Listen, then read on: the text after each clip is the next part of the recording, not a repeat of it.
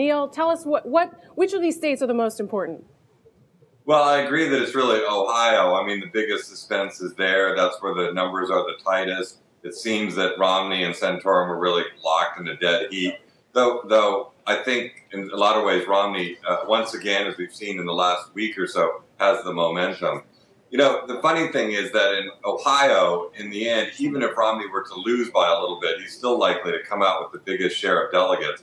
And his people, if you look across the entire map, are focusing very much on the delegate count, and really almost certain even right now to come out of today with the majority of delegates, and possibly as many as half or more of the 10 states up for grabs. So this is almost certain to be a good day for Romney.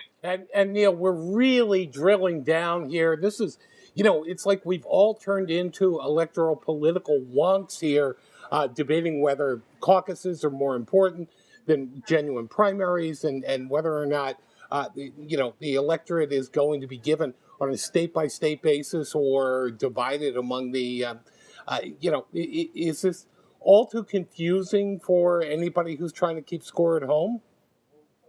Maybe we've all become a little bit that way. I'm glad to hear that you have, because that's sort of my life right there in a nutshell. It may be too confusing. I mean, the caucus process itself is just ridiculously confusing and really needs to be changed, because most of those results that we watch are of no legitimate consequence when it comes to allocating delegates. I mean, I think people should keep in mind that what we're starting to see is very much the kind of race that we saw between Hillary Clinton and Barack Obama in 2008. That was a real delegate pursuing slog, where in the end the big state wins didn't really matter that much. You can remember that Hillary Clinton won Ohio, she won Pennsylvania. Everybody was saying, see, this makes it impossible for Barack Obama to present himself as a real national candidate. And then he went out and won delegates in all the other slightly more obscure states. And that's not exactly Romney's strategy, but that's sort of what we're seeing play out. And as we look forward, if there isn't a clear winner this time tomorrow, what does that mean in terms of the general race? How does that set the Republican up for going into November? Well, the interesting thing to keep in mind is because of the weirdly, just unprecedentedly stretched out quality of this Republican calendar, even if Romney does unbelievably well today, he'll come out at most with about a third of the delegates he needs to get the nomination. And if you look through the rest of the month, there just aren't that many big delegate moments out there for the rest of March.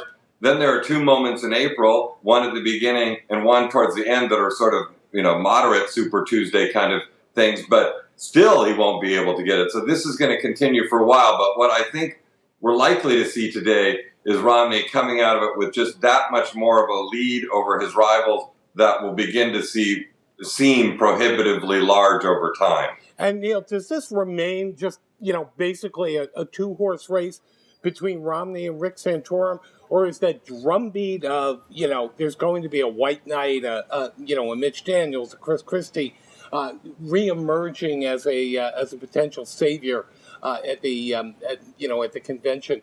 Does that issue go to bed?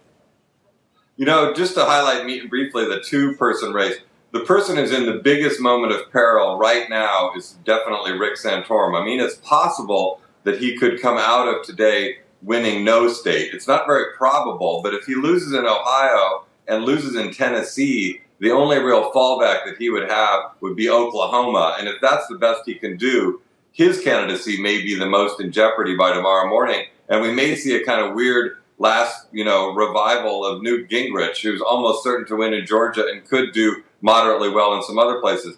As for the white knight theory, I think that's really starting to subside a lot now that Romney is starting to kind of galvanize support among his party. I think Michigan last week changed the narrative a bit in that regard. And if he wins Ohio today, I think it will really put to rest that whole idea that someone's going to come riding in on a white horse and become the standard bearer and not Mitt Romney.